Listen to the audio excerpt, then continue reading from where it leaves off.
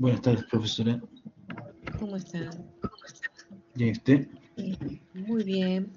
¿No? Aquí, cambio de horario, ¿no? Así es. Sí. Em, Bien, ya vamos a tratar de comenzar, que ya estamos, poco a poco irán ingresando los que, los que faltan. Y bien, nuestro tema, el tema de esta tarde, va a consistir, fíjense, vamos a dedicarle un tema a la libertad. La libertad como dimensión esencial de la finalidad educativa. Está muy claro desde el inicio, ¿no? Cuando hablábamos de que la persona es, tiene una forma pero no está formado, esa formación que poco a poco va adquiriendo y que efectivamente hemos vinculado con la educación, es precisamente un ejercicio de la libertad. Y también hay que decir que de los tres fines que veíamos la semana pasada, que tenía la libertad, la educación, todos tienen un encuentro común en la libertad. Me explico. Por ejemplo, el pensamiento crítico o la capacidad de argumentar en realidad supone precisamente una capacidad de ejercer una voz propia, una capacidad justamente de ejercer esa libertad. Nosotros vamos a ver, cuando estemos ya en la tercera unidad, también una clase, bueno, de hecho dos clases dedicadas a la educación liberal. Y veremos lo importante que significa precisamente la capacidad de discernimiento, la capacidad de juicio, a la hora precisamente de, a ver, voy a tratarlo de resumir, aunque lo trataré de una manera más amplia en esa oportunidad. Pero, ¿por qué la educación es tan importante para la libertad? Porque, de algún modo, hay que decir que cuando nosotros nos educamos, un efecto que tiene la educación es crear en nosotros unos niveles de expectativas o de ampliar, digamos, el ámbito o el alcance de lo deseable. Por ejemplo, si alguien en ejercicio de su libertad dice, yo quiero, por ejemplo, conocer las profundidades del mar, o quiero conocer la luna, viajar a la luna, o quiero, digamos, en realidad, aunque resulte, por ejemplo, para alguien muy difícil hoy en día, pero es posible desearlo porque por medio de la educación sabríamos que en efecto existen tecnologías, existen conocimientos, capacidades humanas para explorar el fondo del mar o también explorar el espacio exterior. Se convierte en algo deseable. La libertad muchas veces tiene que ver, por supuesto, con dos dimensiones de la vida humana, con dos elementos de la vida humana, que son el querer y el poder. Pero para poder hacer algo, primero hay que quererlo, ¿no? Primero hay que querer hacer eso. Y parece mentira, es decir, el imaginario, la capacidad de desear o de tener expectativas en el hombre es algo muy adherido a su cultura y a su propia educación. Podríamos decir que la educación amplía significativamente esas posibilidades de lo deseable, de lo apetecible y, y, y es allí precisamente donde se da esa relación, esa dialéctica entre la educación y la libertad. O sea, mientras más educados, de alguna manera, somos más libres. Eh, y ya eso es un poco lo que vamos a tratar de desarrollar de una manera más amplia el día de hoy, ¿no? De todas formas, en primer lugar, voy a hacer como un preámbulo del problema de la libertad un poco en general, y al final, o sea, poco a poco lo vamos a ir llevando más directamente a la relación con el acto educativo. Entonces, pero bueno, quería hacer como esta reflexión preliminar. Hacerla porque una persona sin educación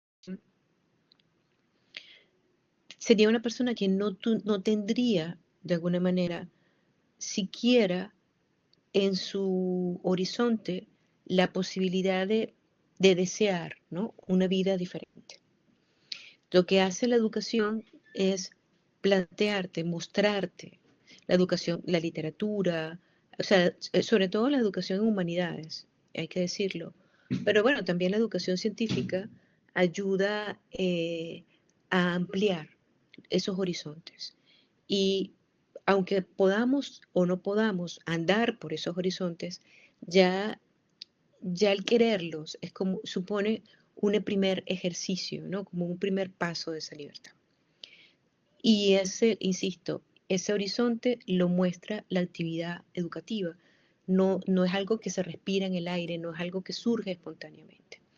Entonces, bueno, esta idea de que mientras más educados somos, más libres también seremos, es la que vamos a tratar de desarrollar en nuestra clase del día de hoy.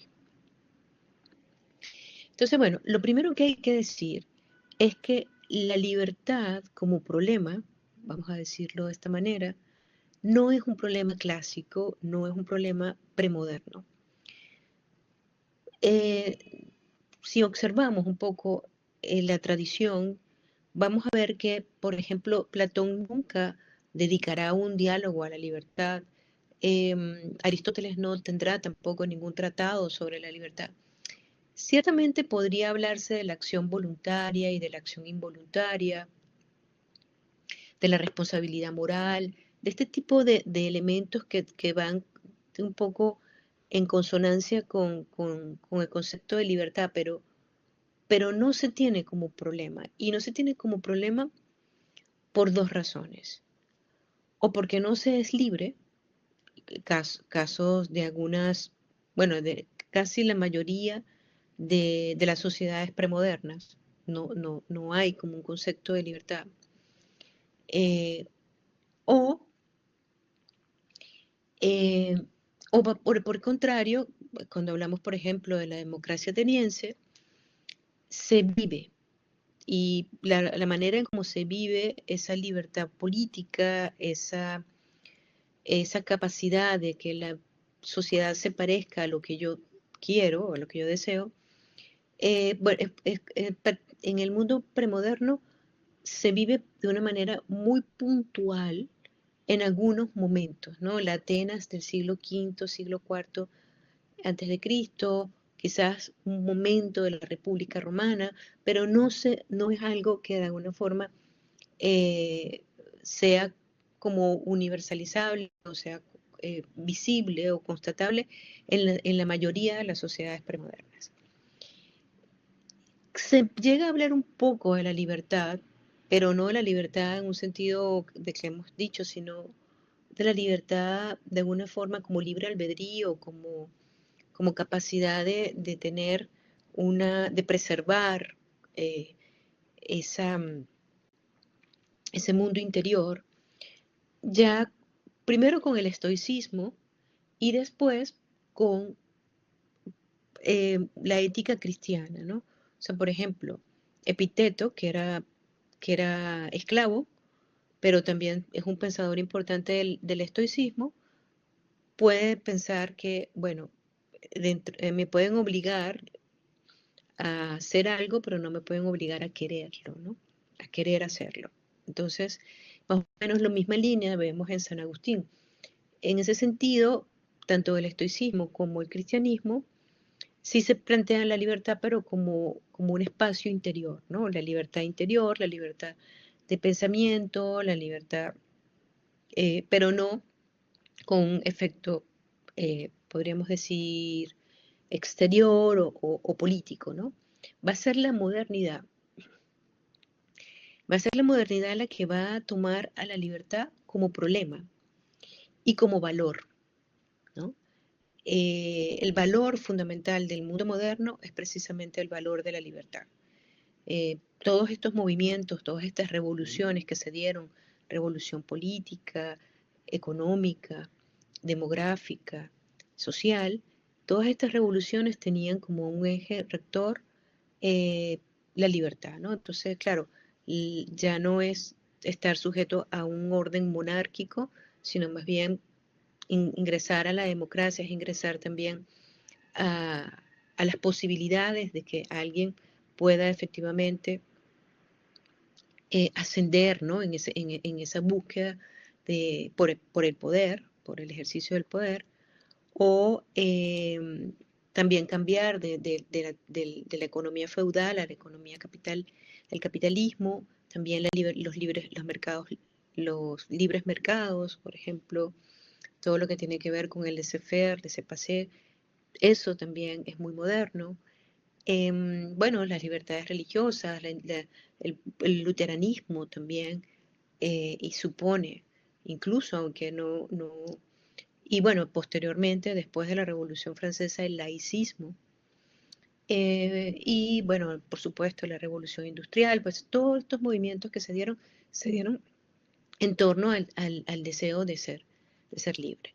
También, por ejemplo, podríamos decir, hay un sentido de que la propia vida política, el propio ejercicio de la política, tiene que ver o se enfoca en la protección de las libertades individuales, ¿no? Y bueno, también las teorías contractualistas dentro del ámbito de la política van muy por esa línea, ¿no? Por la idea de que los individuos puedan desarrollar sus proyectos de vida, ¿no? Y por eso la ley y el Estado en particular tendría como propósito precisamente o razón de ser la protección de esas libertades. Entonces, por eso, en un sentido como uno podría decir, bueno, la libertad, si no es ciertamente es un descubrimiento de la modernidad, al menos es tenida como valor o como, sí, como eje en el mundo moderno. De todas formas, bueno, también es una simplificación porque la modernidad pues tiene sus etapas, ¿no?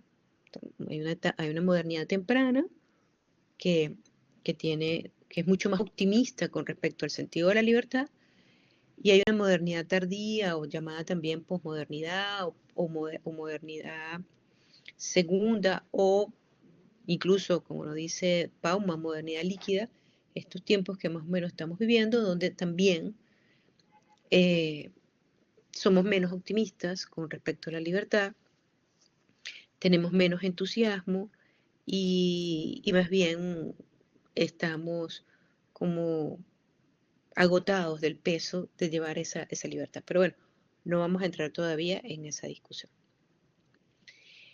Entonces, antes de entrar directamente en la discusión sobre la libertad, hay que decir que hay dimensiones de la libertad o niveles en los que se puede discutir el problema de la libertad. O sea, la libertad no, cuando hablamos de libertad, la primera precisión, podríamos decir, conceptual, teórica, tiene mucho que ver con qué nivel estamos hablando, ¿no? En qué sentido estamos hablando de libertad. Hay una libertad a nivel ontológico, hay una libertad a nivel epistemológico donde se dan ciertas tensiones con los determinismos, ya los voy a explicar, la libertad en un sentido moral y por supuesto la libertad en un sentido político. Entonces voy a pasar brevemente como por estos niveles, teniendo en cuenta de que también hay muchísimas teorías sobre estos problemas, ¿no?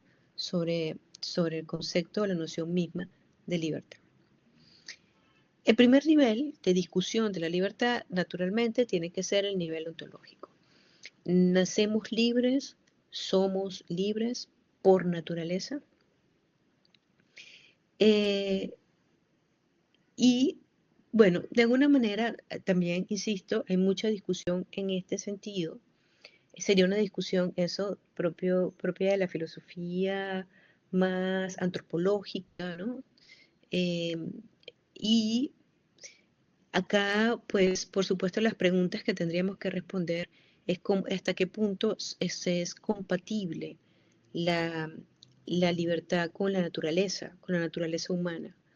Em, Porque, bueno, la naturaleza generalmente establece como ciertos elementos regulares, ciertos patrones, ciertos modos, ¿no? Vemos que los animales o los otros seres vivos están biológicamente programados para su conducta, ¿no?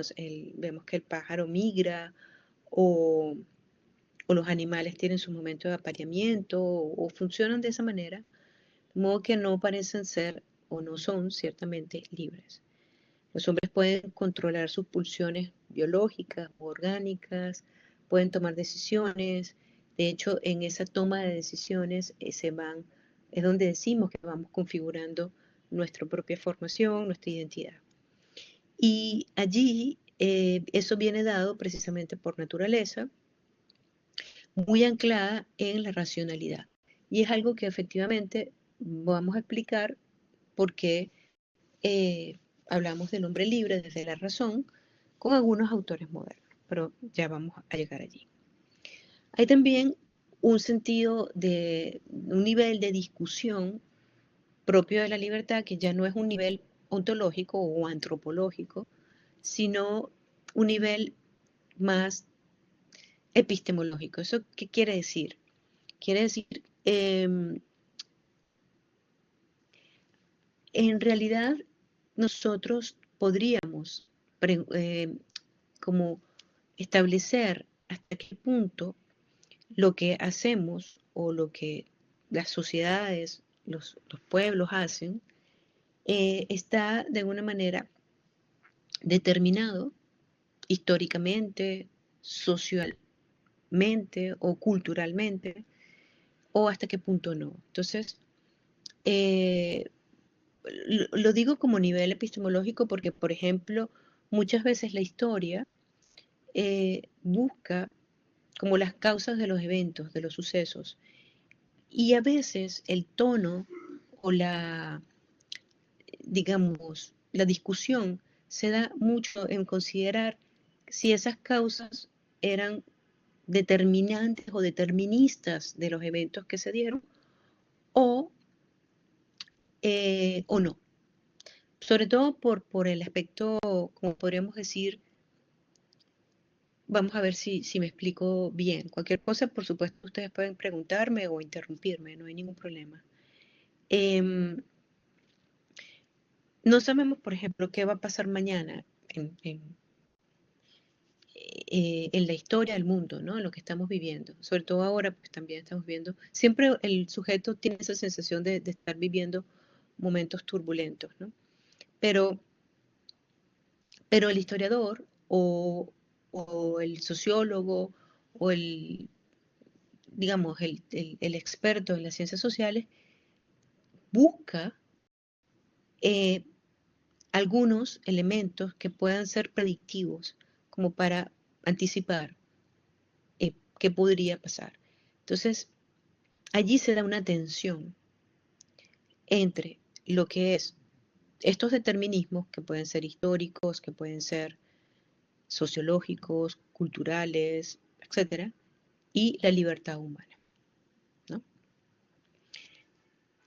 Podemos creer que va a pasar A, B, C, D y por nuestra propia, digamos, naturaleza contingente podría no pasar ninguno de esos escenarios, ¿no?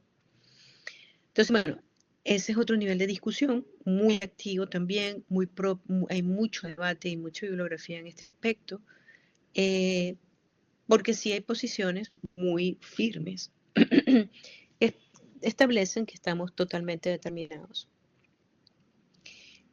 Bueno, quizás un ejemplo pueda ser Marx, que hablaba del materialismo histórico y estábamos determinados por la lucha de clases, por los modos de producción, etcétera.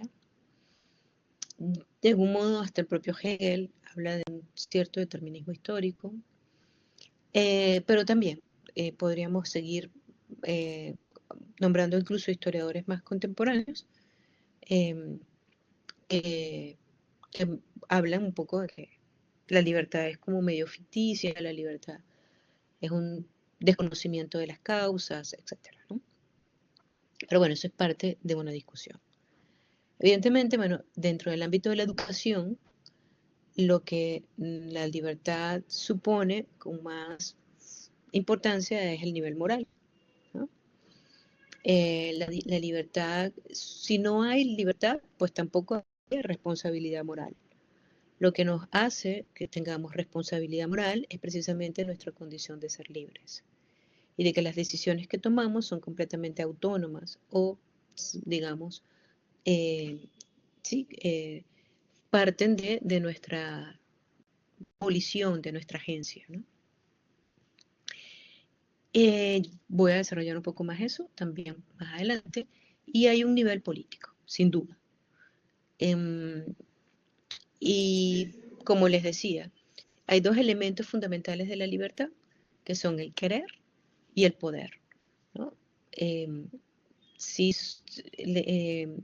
por ejemplo, Hannah Arendt dirá que no hay libertad sin poder, que la libertad supone un ejercicio del poder transformador, ¿no? Del poder del espacio público. Y, y hay otros autores que también dicen, no, la libertad es irrenunciable, la libertad es parte de la condición humana y no podemos negar, o sea, no existe un momento en que no haya libertad. Sartre, que tiene una famosa frase que dice, condenados a ser libres. Entonces, bueno, esto es un poco lo que quiero ver con esta revisión de dimensiones de la libertad.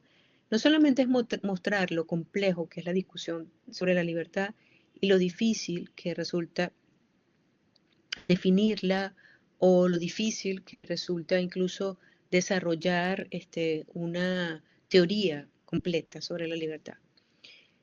No solo quiero eso, sino quiero también que se entienda o digamos, de alguna manera se comprenda cuáles son los límites de la discusión de la libertad que vamos a tener en la clase, que no van a ser, por ejemplo, ontológicos, porque no nos vamos a poner a discutir hasta qué punto eh, nuestra naturaleza eh, podría ser, digamos, esta explicación porque lo que más podríamos hacer es asociarla a nuestra condición natural de ser racional. Pero ser racionales nos hace necesariamente libres. Esa es la pregunta que está en el fondo. No vamos a ver las tensiones con los determinismos porque tampoco nos da tiempo y tampoco vamos a tratar el nivel político. En todo caso, vamos a detenernos como en este nivel moral del que les estoy hablando y quizás como preliminar, pues este nivel ontológico. Pero bueno, entender que tiene la discusión muchas capas y que tiene, digamos, modos de entenderse. Entonces, vamos a preguntarnos, ¿no? O le pregunto a ustedes, antes de continuar, si así a primera vista, así de una manera rápida, tuviéramos que definir la libertad, ¿cómo la definiríamos? ¿Qué es la libertad? ¿Qué es ser libre? ¿Sí, Pablo? Ser libre es tener completo, para mí, una cosa, tener Claro. completo dominio sobre uno mismo, sobre sus decisiones y también Ujú. tener una completa noción de la responsabilidad que significa tener una libertad, digamos, a nivel de pensamiento, a nivel político, a nivel moral. Eso en cuanto al yo, ¿no? A la persona. En cuanto Sí. a la relación del uno con el otro o con la polis y todo eso, eh, también uno tiene un deber y un derecho, que es como el derecho, por ejemplo, a, no sé, un ejemplo, saber la verdad, tener la verdad de ciertas cosas, de la historia, de los hechos, que no te mientan, por ejemplo, que no te vendan desinformación. También me imagino que es una restricción a la libertad tener una invasión de desinformación, por ejemplo. Y bueno, también, y las obligaciones también, como yo decía, cierta responsabilidad frente a esa libertad, dónde termina mi libertad, dónde empieza la libertad del otro, etcétera. Sí, sí, tiene, bueno, por tu respuesta, eh, consideramos de algún modo que la libertad va muy, bueno, podríamos como relacionarla un poco con la autonomía, ¿no? Con la capacidad de, porque, bueno, tú señalas responsabilidad, señalas, bueno, prácticamente eso, ser consciente de lo que se hace y de sus, bueno, derechos y obligaciones. Y vamos a ver, en efecto, un poco estos aspectos en ambos. Vamos a verlo un poco más, bueno, ya creo que al final, espero que sí nos dé tiempo, de dos tipos de libertad, dos conceptos de libertad, que muy bien tú los has anticipado, ¿no? Que no podemos, ya vemos que el concepto de libertad no es un concepto simple, es un concepto complejo y se puede entender al menos de dos maneras, así dice Isaiah Berlin, en un sentido positivo y en un sentido negativo. Y también algunos pues hacen una distinción entre libertad, entre, perdón, libre albedrío, libre albedrío y libertad. Libre albedrío, más que todo lo estaríamos asociando a la voluntad, ¿no?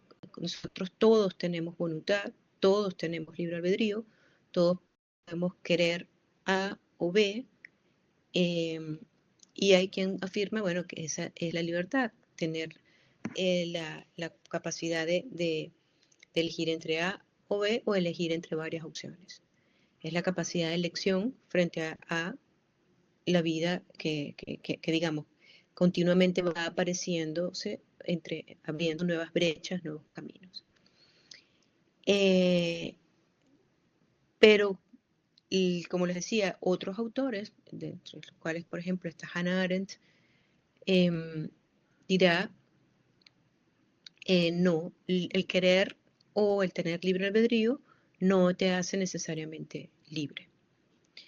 Lo que te hace libre es tus capacidades reales de no escoger entre las opciones que te dan, sino de crear tú mismo nuevas opciones, opciones propias, opciones diferentes.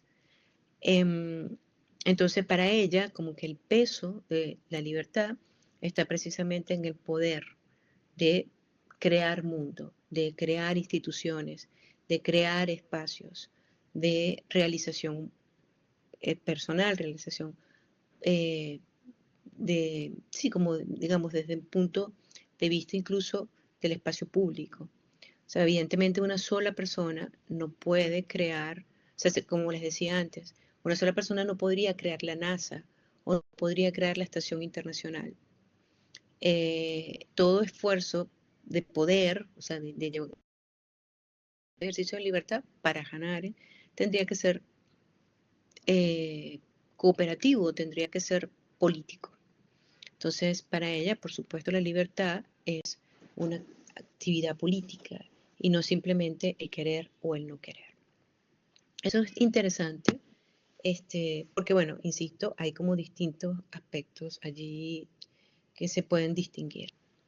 Por supuesto, hay una discusión que siempre está presente, hasta qué punto los individuos, los sujetos, gozan de una libertad absoluta o gozan de una libertad relativa. Para muchos pensadores modernos, entre los cuales podemos destacar a Kant y Rousseau, la libertad humana ha de ser absoluta. Y ya les voy a explicar qué significa eso o en qué sentido lo dicen. Para Polo, que en el texto de Naval y Altarejos lo cita bastante, lo tiene mucho en cuenta, se dice que nuestra libertad es una libertad finita, no solamente porque está limitada por el mundo físico, no solo porque está encarnada, es decir, porque tiene que ver con una constitución psicobiológica, sino también porque está situada, es decir, porque inevitablemente tiene que contar con los demás. Que era un poco lo que mencionaba también Pablo, pues mi libertad también está en relación, por eso es relativa, con la libertad de los otros. Y, y bueno, voy a explicarles un poco como estos dos sentidos de una manera más detallada.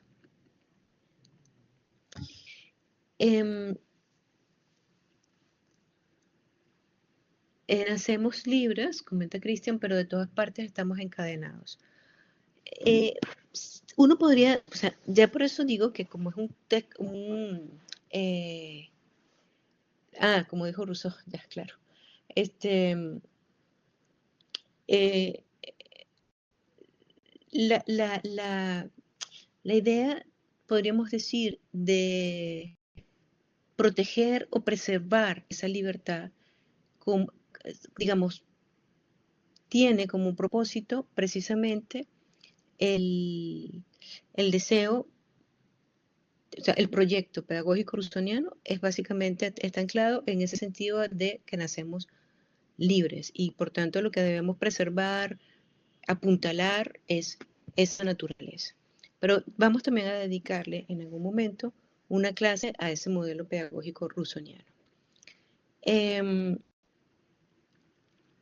Voy a explicar un poco ese sentido de libertad absoluta, principalmente o en primer lugar en Kant, ¿no? Y ya lo voy a explicar un poco mejor, ¿no? Fíjense, para Kant, la libertad es algo que él menciona mucho, o que menciona varias veces, lo menciona no solamente en la crítica de la razón práctica, sino también en la fundamentación de la metafísica de las costumbres. Y a veces incluso usa, bueno, algunos autores lo interpretan de esta manera, como para libertad y dignidad, las usa como en un sentido más o menos equivalente, ¿no? ¿Y por qué? Porque tanto la libertad como la dignidad humana o la libertad humana, tiene que ver mucho con la autonomía, tiene que ver mucho con la capacidad que tiene el hombre de autodeterminarse, de darse a sí mismo la ley, ¿no? O sea, de un modo, eso es lo que significa en términos etimológicos la palabra autonomía, ¿no? Autos, el yo, el sí mismo, y nomos, que significa ley. Entonces, esa idea de autodeterminación o de autonomía es que por medio de la razón yo puedo efectivamente encontrar o darme la ley, ¿no? Lo voy a explicar de una manera que creo que la van a ver mejor. Cuando Kant se hace varias preguntas, ¿qué es el hombre? ¿Qué puede conocer? Pero claro, la que nos interesa en este caso es qué debo hacer o qué debe hacer el hombre, ¿no? Y bueno, para responder esa pregunta, ¿qué debo hacer? Porque claro, es allí donde está presente realmente la libertad, en el sentido moral. Porque yo no puedo preguntarme cuánto es 2 más 2, porque 2 más 2, yo no tengo la libertad de que no sea, de decir que no va a ser 4. 2 más 2 siempre va a ser 4. Tampoco tengo la libertad de decir que cuánto suman los ángulos internos de un triángulo o así. O sea, hay ciertos conocimientos que podrían tener que ver más con la razón pura, que donde ya no hay lugar como para la libertad, solo para conocer o los modos de conocer o las categorías con las que conocemos. Pero la libertad tiene que ver mucho con esta pregunta, ¿qué debo hacer? ¿No? Si yo tengo un dilema, o sea, y de hecho, bueno, efectivamente, Es una pregunta que, aunque pareciese que fuese como con mucha em, relevancia o para asuntos muy importantes de la vida personal, en realidad podemos decir, yo voy a salir, yo voy a mi trabajo temprano y me falta tiempo, ¿qué debo hacer? ¿No? O sea, parece tonto, pero todo el tiempo estamos haciéndonos esa pregunta de una manera muy automática, quizás. Tomo un taxi, voy más rápido caminando, ¿qué va a pasar? ¿Qué debo hacer? Y ese criterio que nosotros estamos continuamente tomando a la hora de decidir, eh, parte como de una suerte de ley que Kant llamó ley moral. Em, y eso está en nosotros, porque está en nuestra propia razón. Con respecto a esa ley, nosotros podemos actuar en contra del deber, en contra de la ley moral, o podemos actuar conforme a la ley moral, conforme a la ley, o podemos actuar por deber, no por esa ley. Entonces, claro, está muy claro entender que como cuando uno actúa en contra del deber, lo que es más difícil de distinguir es cuando uno actúa por deber o conforme al deber. Entonces, es aquí donde está la cuestión de la libertad en un sentido más pleno. Y por eso es que creo que aquí se puede entender con Kant de una manera más clara. Nosotros, o la mayoría de los hombres, de los ciudadanos, actúan más conforme al deber que por deber. Porque actúan muchas veces llevados por lo que él llama imperativos hipotéticos. Es decir, si haces A, entonces tendrás B. Es decir, si tú, por ejemplo, eh, no sé, eh, con un niño, tú puedes decirle, si te comes la sopa, tendrás un helado. Aquí, bueno, sería un imperativo hipotético con respecto a un premio, una recompensa. Pero bueno, si no te acuestas temprano, entonces no podrás llevarte el juguete al colegio. Eso ya sería un imperativo hipotético del castigo. Es decir, muchas veces nosotros actuamos en función de los castigos o recompensas. Y la ley muchas veces funciona así, en función de si eh, tienes una infracción, pues tienes la multa, el castigo o la sanción, y si no, pues si actúas, también puedes actuar por incentivos, incentivos económicos, incentivos eh, sociales, etcétera. Pero reconoce Kant que la mayoría de los hombres no es realmente libre, que muchas veces está llevado por todos estos elementos externos, que son casi siempre eso, o las leyes, o los incentivos, los apetitos, etcétera, etcétera. Pero en realidad esos son imperativos eh, hipotéticos que no nos hacen necesariamente que nosotros nos demos nuestra propia ley. Allí no hay autonomía y lo que hay es heteronomía. La ley la da otro, ¿no? Si yo, por ejemplo, eh, a ver, tengo una tienda y creo que este ejemplo lo pone él mismo. Tengo una tienda y alguien, un extranjero me pregunta cuánto cuesta algo, yo podría decirle un precio mayor ah, y él me lo pagaría. Pero no lo hago porque a lo mejor, bueno, podría afectar mi reputación o podría, de alguna manera, la persona terminar denunciando o cualquier cosa. Pero si yo actúo así, por la reputación o por la posible sanción o por el posible castigo, yo no estoy actuando conforme al deber, pero por un imperativo hipotético. Es decir, por algo heterónomo, por algo que se me da desde afuera. Y en ese sentido no soy libre. Soy libre si yo le doy el precio justo o correcto o establecido porque es lo que corresponde, porque es lo que se debe hacer, porque independientemente de si la otra persona se entera o no, si eso afectara a mi reputación o no, o me traería algún tipo de sanción o no, independientemente de esos elementos externos, yo sé que eso es lo que debo hacer. Y si estuvo por deber, yo me estoy dejando llevar no por el imperativo hipotético, sino por el imperativo categórico. Y el imperativo categórico es esa ley que está en mí, que yo reconozco moralmente como buena, porque la reconozco, porque es racional. Y lo que la hace racional es que cumpla tres premisas, ¿no? Pero las más importantes son las dos primeras. Una, dirá Kant, actúa siempre como si lo que haces, o sea, como si tu acción terminara siendo una legislación universal.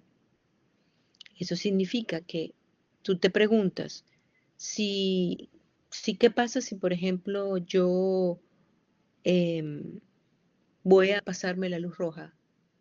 Bueno, te pregúntate, ¿qué pasaría si todos se pasasen la luz roja?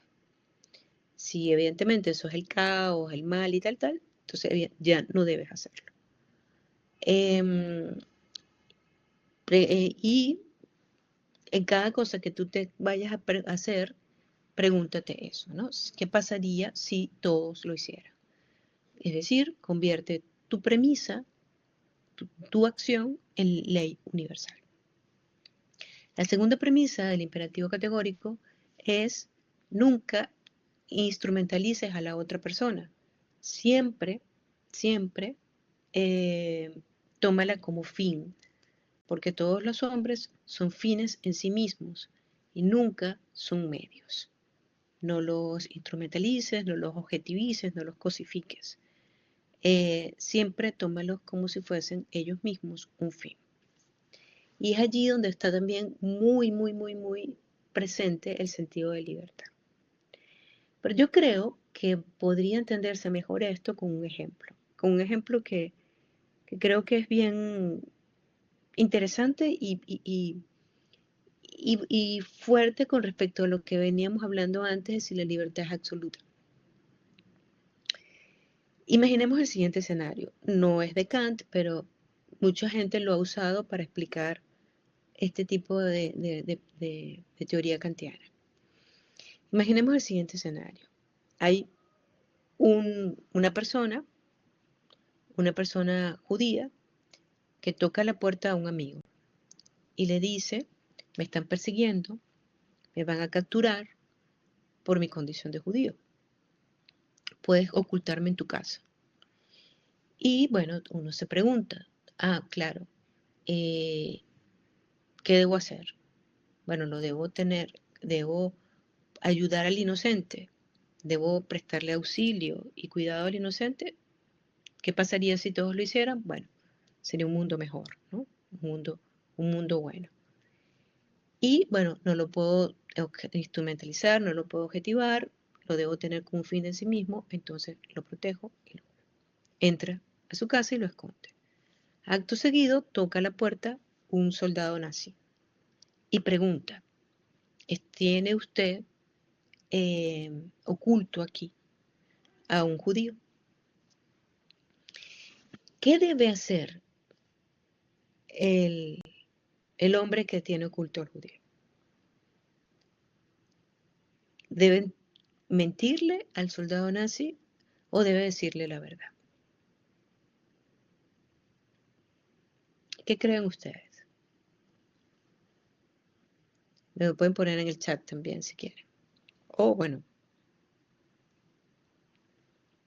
¿pero qué creen ustedes?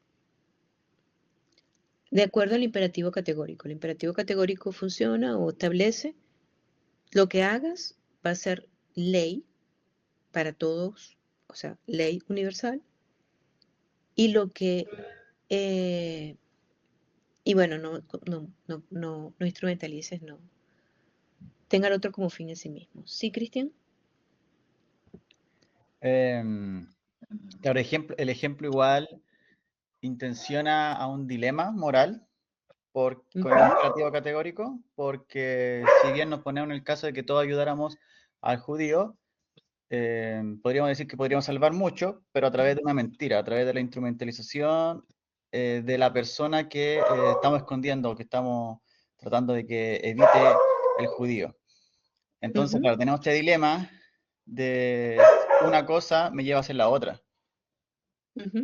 Entonces, yo, desde lo moral, actuaría de la forma, según mis valores, según mi experiencia, que sería cuidar la vida de la persona.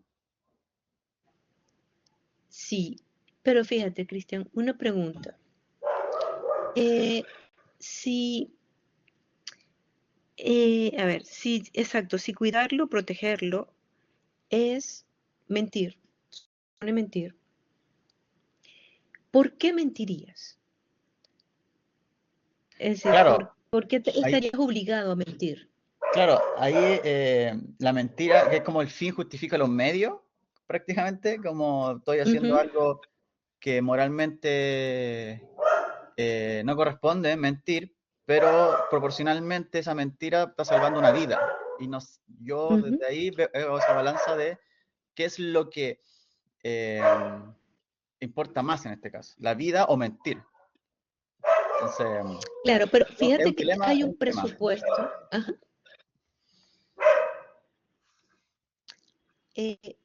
Hay un presupuesto. El presupuesto que está en la propia acción, ¿cuál es? Que al entregar el judío, o sea, no lo entregas porque presupones que el soldado lo va a matar. ¿Qué ocurre allí? ¿Qué estamos haciendo allí? Si yo ya decido por el soldado, no sé si me explico. Estamos Eh, coartando su libertad. ajá, exactamente. Exactamente. Entonces, claro, es muy fuerte porque cuando decimos que la libertad es absoluta, es que estamos diciendo esto.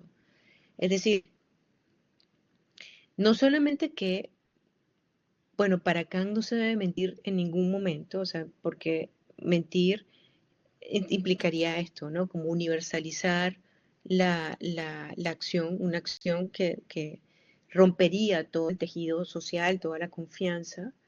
Eh, y además, hay algo que también es muy propio de Kant, que es, eh, en efecto, como señala Pablo en el chat, estamos actuando por imperativos hipotéticos, porque nos estamos, que es un poco, también algunos lo llaman ética consecuencialista, ¿no? Cuando tú eliges como por la consecuencia o el resultado de tu acción. Y en ese caso sucede lo que comenta Christian, el fin justifica los medios. Y en el caso de Kant, eso te quitaría no solamente a ti tu libertad, sino que también le quitaría la libertad del otro, que es quizás eso el elemento más fuerte acá, ¿no? Como, eh, porque el soldado nazi, al ser racional y al ser él un fin en sí mismo, lo mismo que también el judío, por supuesto, y la persona que lo oculta, cada uno es una persona que es un fin en sí mismo y que es un ser racional y libre. Y el soldado nazi podría darse cuenta de que no puede llevarse una persona inocente para matarla. ¿Por qué? Bueno, porque estaría en el violando el imperativo categórico, evidentemente estaría actuando en contra del deber y todo lo demás. Pero yo no puedo adelantarme a su acción o actuar por él. Yo tengo que respetar su libertad. Y ese es mi deber moral también. Entonces, claro, acá es muy fuerte este sentido de libertad absoluta porque, porque no solamente yo soy libre y afirmo una acción desde la acción misma, no desde sus consecuencias. Porque evidentemente también Kant dirá, nosotros no somos capaces de manejar o controlar esas consecuencias. De hecho, alguien dirá, bueno, puede ser que en el momento en que mienta, sin embargo, el judío se ha escapado, y en el momento en que se escapa, justamente el soldado que ya se ha ido lo atrapa. Es decir, pueden pasar muchas cosas que ya no dependen de ti.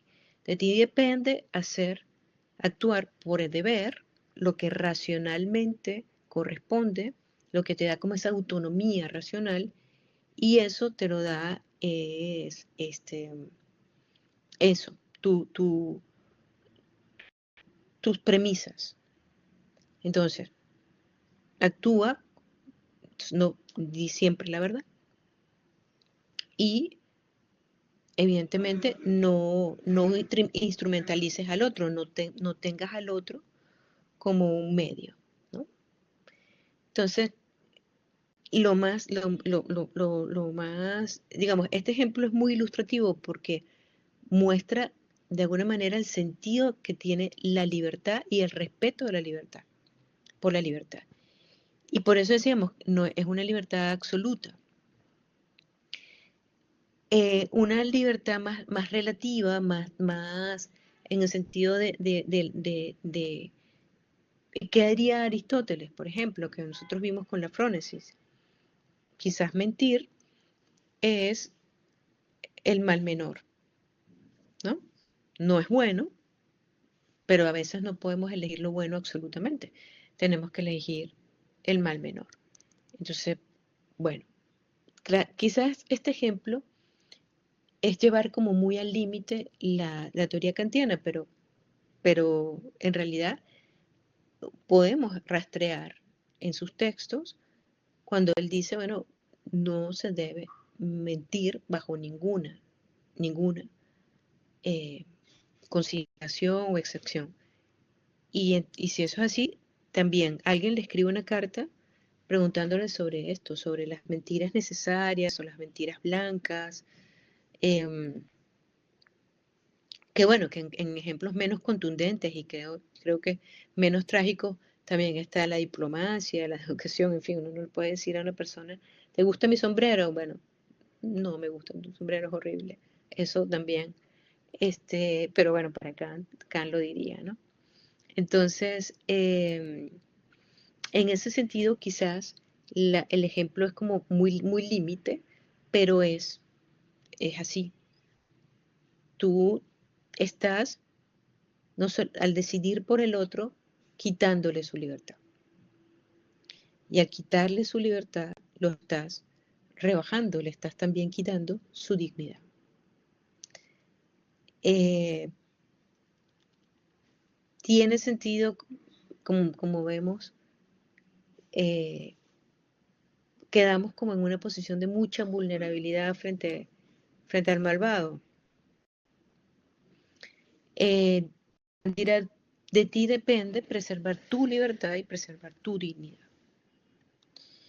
Y eso, lo que vaya a hacer el otro, depende del otro, ¿no? Entonces, allí hay un sentido de, como decíamos, de libertad absoluta. Entonces, bueno, educar, decíamos, significa formar al ser humano de modo que aprenda a usar su libertad de acuerdo con la moralidad, no meramente con la inclinación.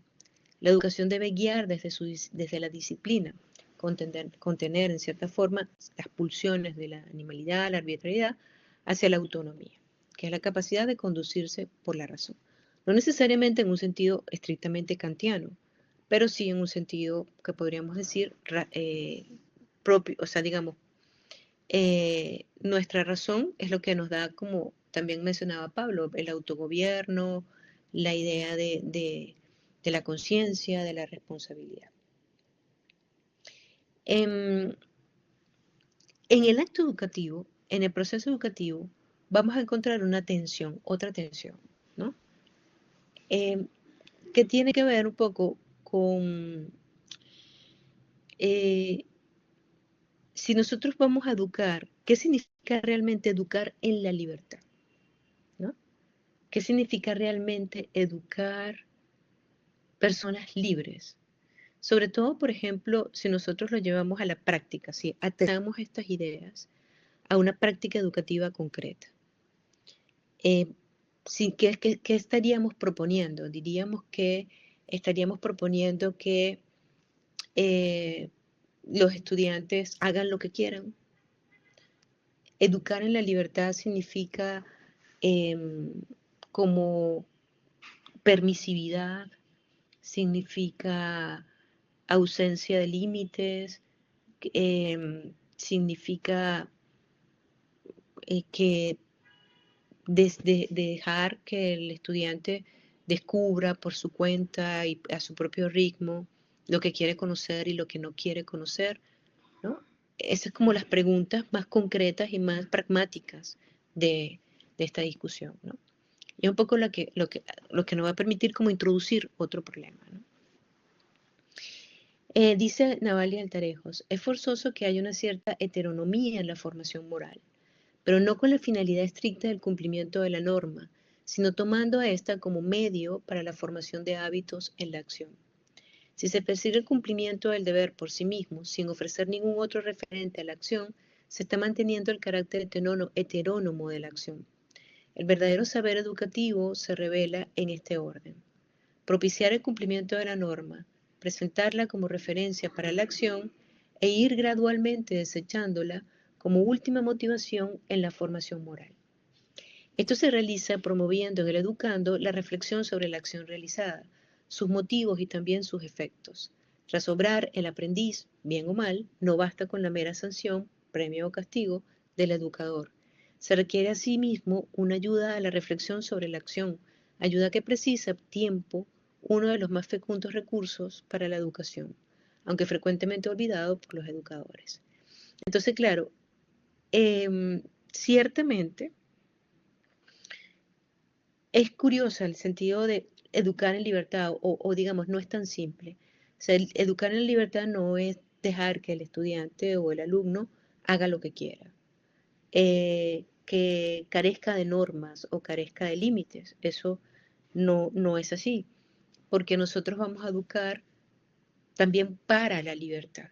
Es decir, la libertad es algo que se obtiene, que se logra, o sea, que es un logro, que es el resultado de un esfuerzo.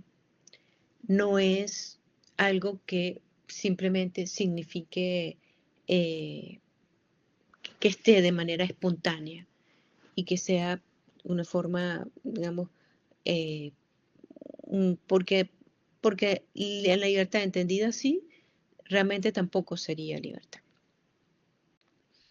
Entonces, vamos a educar para la libertad y en ese proceso educar para la libertad tiene que haber, como dice Navalia Tarejos, cierta heteronomía, es decir, cierta presencia del educador como quien otorga o quien establece límites, es decir, quien contiene. ¿Cómo se da esta contención? Bueno, esta contención supone una referencia a dos conceptos que son muy interesantes, que también los mencionaban los medievales, ¿no? El concepto de autoridad y el concepto de potestad. Lo voy a leer porque además es muy interesante que ustedes lo tengan en cuenta porque eso yo creo que afecta para todos los aspectos, no solamente del educativo. No es lo mismo autoritas que potestas. La autoridad se funda en un saber y la potestad en una fuerza.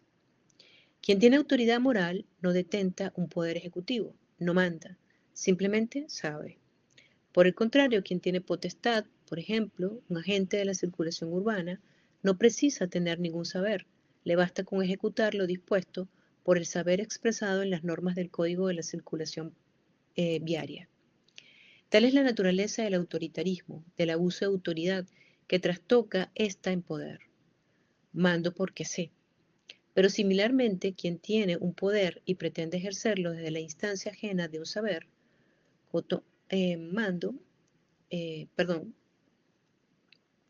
como mando, aquí dice que como mando, sé. No dicta órdenes claras y concretas, sino que disimula esta bajo la forma de consejos persuasivos. Entonces, fíjense, el maestro debe tener autoridad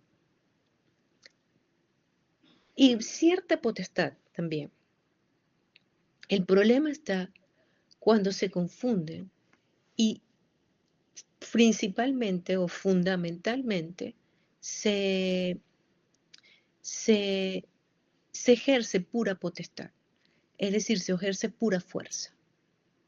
La fuerza no educa, la fuerza contiene, la fuerza delimita, la fuerza de alguna manera establece como, organiza, ordena, pero no educa. Lo que educa es la autoridad. Y lo que debe buscar el maestro tener sobre sus discípulos o sus alumnos o estudiantes es autoridad. Eso lo vemos mucho hoy en día con todo tipo de liderazgos. Hay jefes que ejercen más potestas que autoritas. Hay, bueno, políticos, en fin, el propósito del liderazgo más educativo, el liderazgo más ejemplarizante, es precisamente el que tiene autoritas. El que tiene autoritas a veces ni siquiera necesita mandar. El que tiene autoritas enseña. El que tiene autoritas inspira. El que tiene autoritas de alguna manera ya establece un orden por medio de su propio hacer, de su propio ejemplo, de su propia presencia. En cambio, el que tiene potestas está, y solo potestas, ocupando un poder de liderazgo, ocupando un poder, ocupando un lugar de liderazgo, ocupando un lugar de influencia, esa potestad puede ser muy opresiva y nada educativa. Esa potestad puede derivar en todo lo contrario, en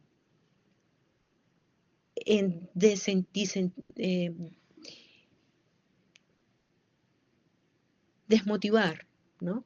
Que los estudiantes pierdan el incentivo, que los estudiantes se aburran, que estén contenidos, que estén... Entonces,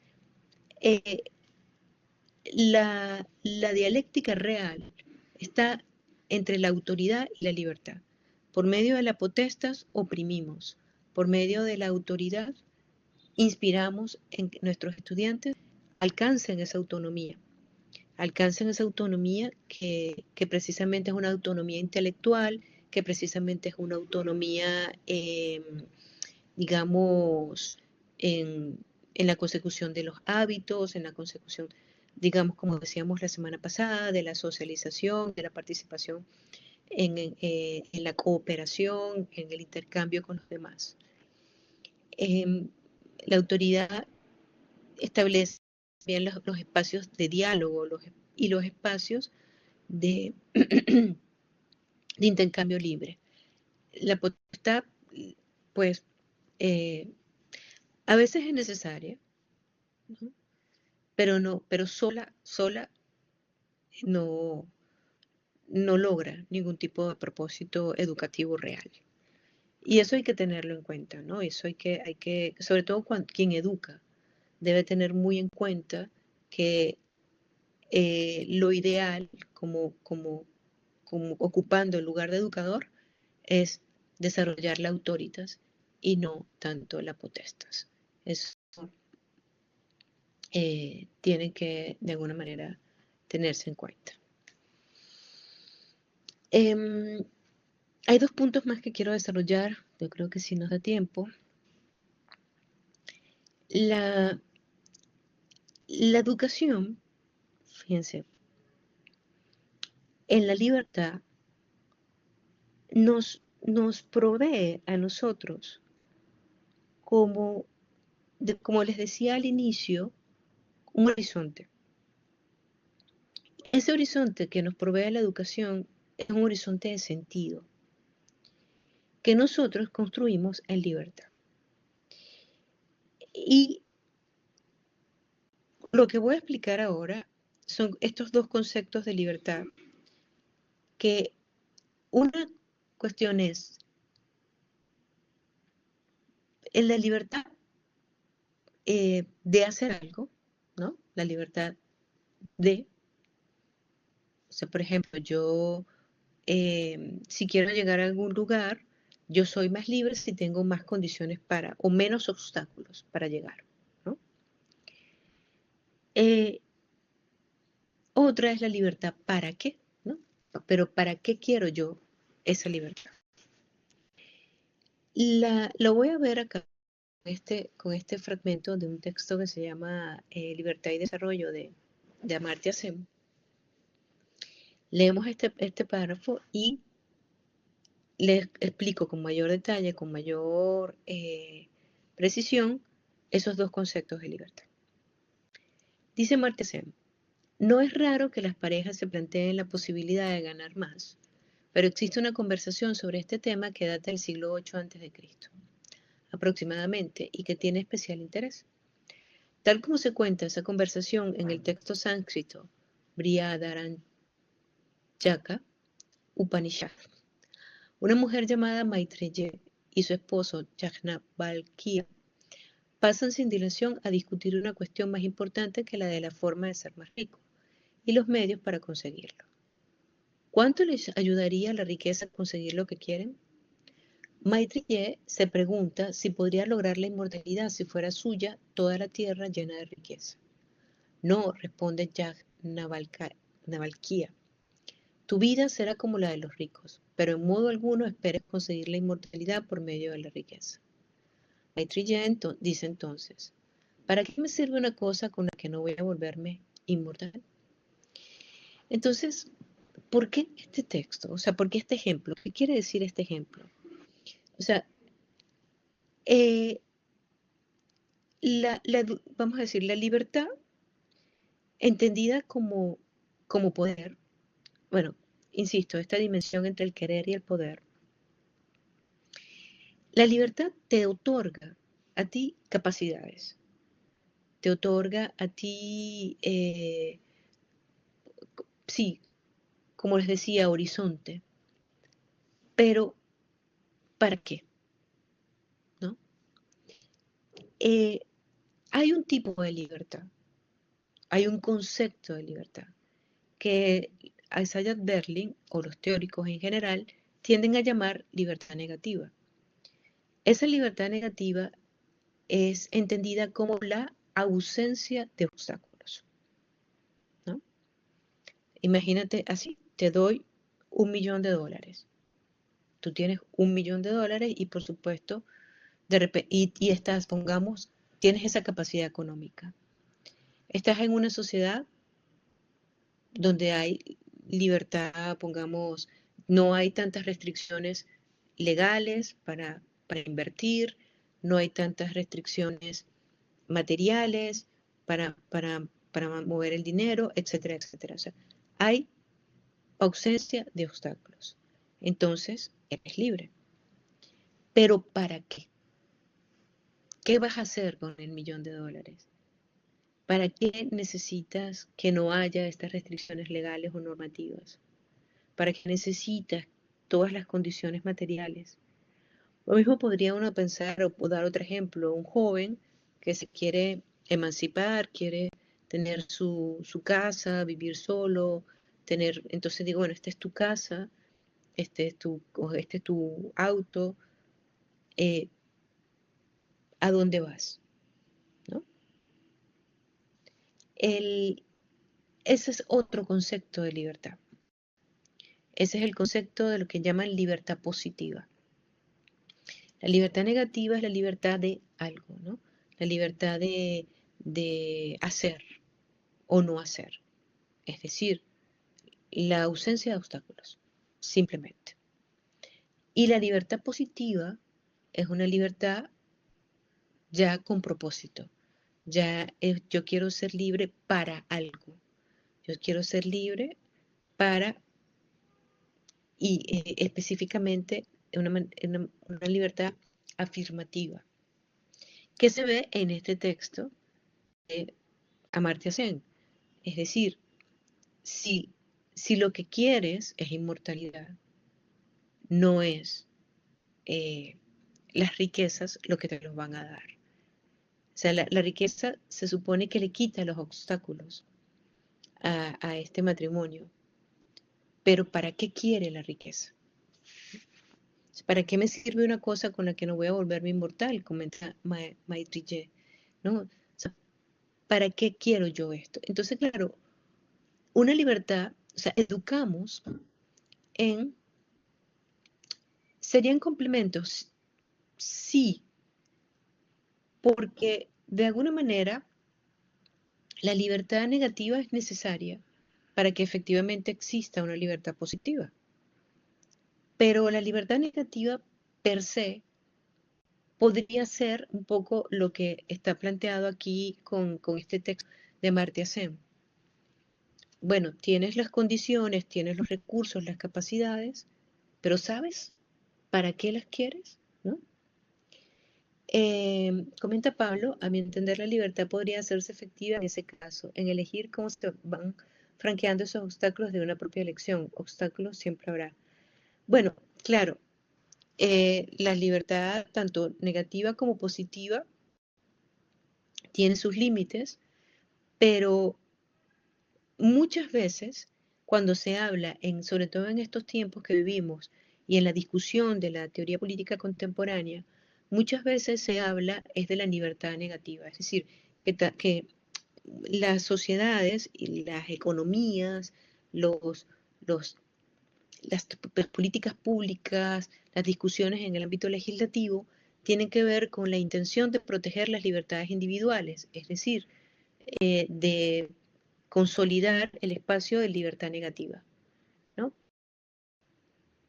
Ahora, eso tiene, digamos, sentido exclusivamente, es decir, la libertad, de entendida la libertad como ausencia de obstáculo, es una definición o un sentido de libertad no solamente muy restringido, sino que es un sentido de libertad totalmente incompleto. Porque, ¿para qué queremos ser libres? ¿Qué vamos a lograr con esa libertad? ¿Cuál es el propósito de esa libertad?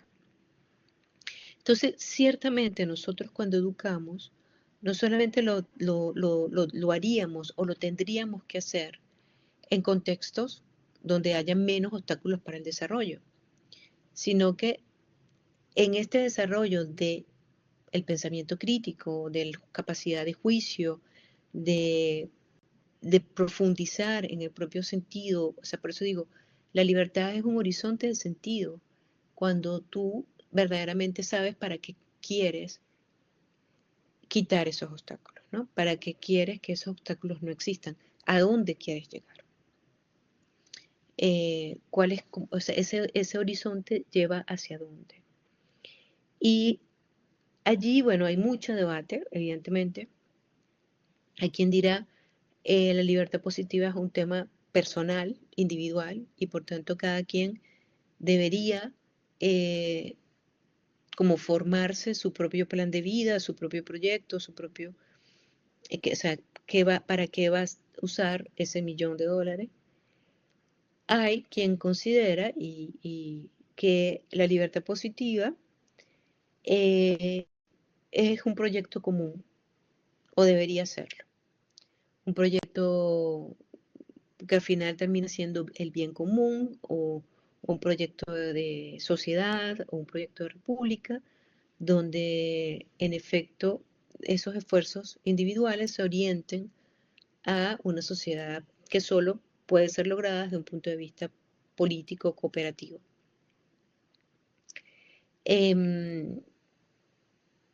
Ambos casos, ambas situaciones tienen también sus críticos o sus desertores, ¿no? Evidentemente, establecer la libertad positiva como proyecto político puede ser también muy peligroso, porque es lo que hace el marxismo, es lo que hacen como ciertas teorías políticas que que proponen un proyecto de felicidad, que en fondo es una afirmación de una libertad positiva, pero que al final oprime, ¿no? Porque regula excesivamente. Pero también el hecho de establecer libertades positivas de manera individual, ¿qué tanto podemos llegar nosotros a construir proyectos de vida de manera independiente? ¿No? Por eso algunos consideran que pensar de esa forma promueve el individualismo, el atomismo, e incluso, dice Tocqueville en un texto muy interesante que se llama La democracia en América, el hombre pierde fuerza, el hombre individual pierde fuerza política, pierde capacidad de influencia. Uno solo no puede, una sola voz no puede realmente cambiar la sociedad, ni transformarla, ni incidir en ningún tipo de eso, de mejora o de transformación.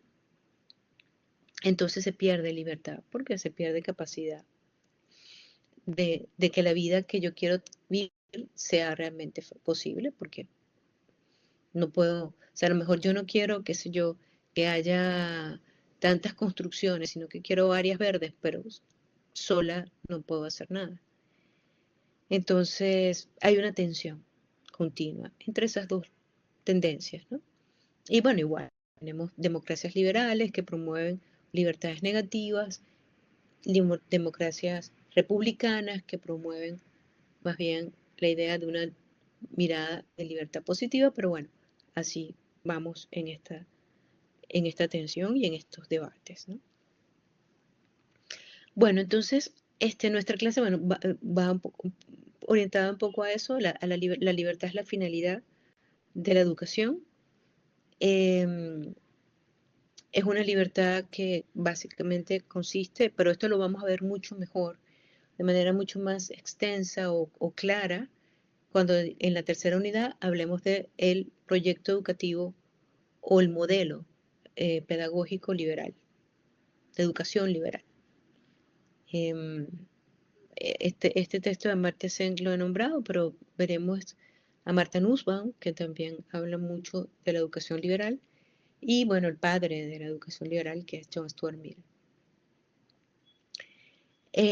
Nosotros ya la próxima semana no nos vemos porque hay una pausa académica. Ya esta semana ustedes tendrían que estar hasta mañana publicando en el foro. Yo voy a corregir el foro el fin de semana, el sábado o el domingo, y les pondré o les asignaré sus notas la próxima semana. Yo espero hacerlo el lunes, pero si no lo hago el lunes, me disculpan un poco y lo puedo hacer martes, pero la próxima semana tienen sus notas. ¿Sí, Pablo?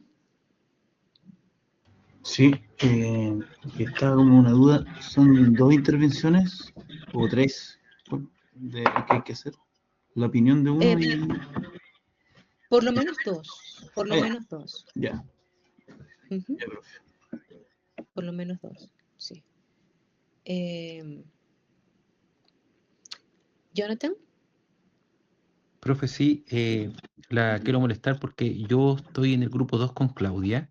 Claudia el lunes hizo un viaje fuera de para Roma, está en Grecia y ha tenido problemas de conectarse al Blackboard. ok, Normalmente pasa que no se ha podido conectar porque no tiene acceso. Me imagino que donde le indica que está en otro país, generó correo. Hoy día tuvo un tema con la prueba de inglés y yo estoy en el grupo con ella. Ella publicó un argumento, yo publiqué el argumento y le hice la contraargumentación. Y ella quiere ya. poner la intervención, la segunda intervención que es la que indica Pablo, pero no puede hacerlo. Eh, ¿Cómo lo podemos hacer en ese caso? Ella me puede enviar el texto y yo ponerlo, pero lo pongo yo, pero le pongo el nombre de Claudia, una cosa así como para Claro, que se vea que intervino ella. sí, sí, sí, sí, no hay ningún problema. Lo podemos Ya, hacer así. ya, ya, profe. Perfecto, Vale, perfecto. muchas gracias. Muy bien. ¿Sí, Pablo? Sí, lo último, profesor, la extensión del comentario tiene algún límite, tiene alguna... No, no tiene ningún límite. Básicamente es la argumentación que puedan tener allí, o sea, que han desarrollado. Hay quien tiene mayor capacidad de síntesis, hay quien tiene más bien escribe de una manera más analítica, más amplia. No tienen allí ningún tipo de restricción. Ok. David, Hola, hola, profe, ¿qué tal? Solo para confirmar el trabajo de pensamiento crítico de la semana 6, ¿cierto? no te escuché bien. ¿Puedes Ah, repetirlo? disculpe, solo para confirmar el trabajo de pensamiento crítico de la semana 6, ¿cierto? Sí, esta semana en la que estamos. Ya, Esta vale, es la profe. semana 6. Entonces, por favor, háganlo hasta mañana, de modo que pueda corregirlo el fin de semana.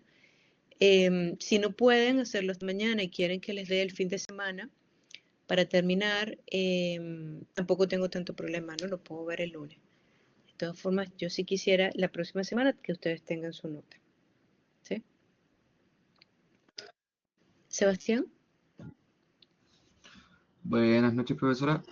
Creo que sería ideal el caso de que se pudiera extender el plazo porque, bueno, yo en mi caso tengo publicada la intervención, la primera intervención desde el día 28 y no ha Ya. habido otra intervención en el grupo por parte de mis compañeros, por ende no he tenido la oportunidad de dar una réplica o una segunda intervención. Y como Ok. menciona, mañana es el último plazo y yo mañana tengo un evento donde trabajo, entonces no puedo estar, no voy a poder hacer la segunda intervención en el caso de que mis compañeros ahora hagan las suyas. Sería ideal así como para tener ese tiempo de poder responderle y generar la instancia de debate que se busca si Ok. pudiera dar un poquito más de plazo. Bueno, yo no tengo ningún inconveniente. Podemos extenderlo hasta el domingo, de modo que ya yo el lunes lo veo y lo califico. ¿Sí, Daniel? Muchas gracias, profe. Hola, profe. Yo la semana pasada no pude estar y esta semana, bueno, he estado súper complicado porque yo tengo una semana que me toca con mi hija y otra semana que le toca a la mamá. Y cuando me toca Ya, con mi hija de 7 años, como que se me va todo, se me desordena todo el ciclo de estudio, todo el ciclo de todo, porque claro. tengo que estar muy pendiente con ella. Más allá de eso, que es por lo que no, la verdad, la semana pasada no me pude meter, por lo tanto ignoraba que había que hacer una prueba para mañana. Tampoco Ya, entiendo esta cosa de los grupos, porque yo llegué una semana después ya. a- Ok. me matriculé como 1 o 2 semanas después, entonces las primeras clases tampoco estuve presente, entonces estoy súper perdido. Si quiere le escribo Ya, un ya. correo para que lo veamos internamente, Claro, no hay ningún ¿ya? problema. Daniel, escríbeme, por favor, a este correo. Le estoy Ya, lo poniendo voy a en el anotar. chat. Al tiro,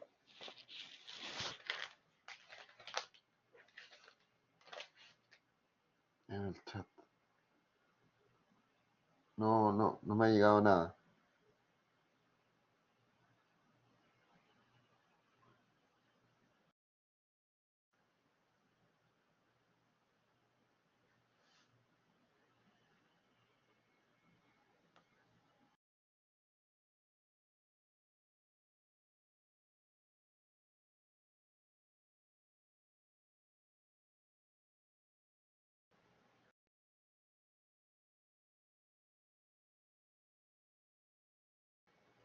¿Me escucha? Se salió, parece. Se- Parece que se cayó, sí.